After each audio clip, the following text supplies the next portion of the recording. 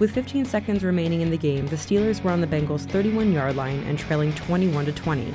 Ben Roethlisberger dropped back and threw a quick pass to Antonio Brown, who quickly ran it up the middle of the field for the game-winning touchdown. But an unnoticed penalty on the field could have drastically altered the game.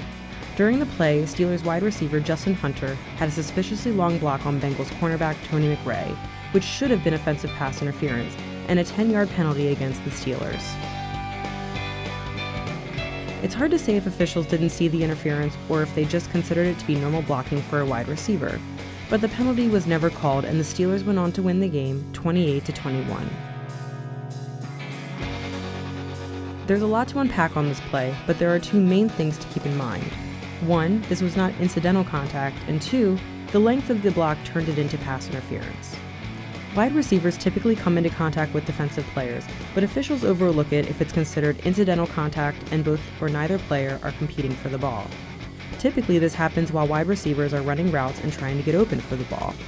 In this scenario, Hunter never made a move to run a route or compete for the ball. From the start of the play, he basically ran into McRae and started pushing him back. Even if this first contact was legal, it became pass interference when the ball was thrown. The NFL rulebook clearly states, quote, "It is also pass interference by the offense to block a defender beyond the line while the pass is in the air, if the block occurs in the vicinity of a player to whom the pass is thrown."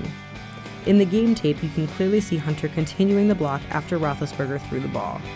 NFL's Senior Vice President of Officiating Al Riveron tried to defend the ruling by claiming the penalty would be invalid because the receiver was not responsible for this contact. He says McRae initiated contact, but anybody looking at the footage can see how Hunter runs directly into McRae to take him out of the play. Bengals head coach Marvin Lewis is also notably quiet in most situations that involve NFL officials, but even he had something to say about this missed call. The receiver was more than a yard from the line of scrimmage. Tony was trying to slide inside and was contacted. That defines offensive pass interference, Lewis said. The Bengals head coach even went on to say Riveron's explanation was just not true. This was simply lazy officiating in a game that should have demanded the best from our officials.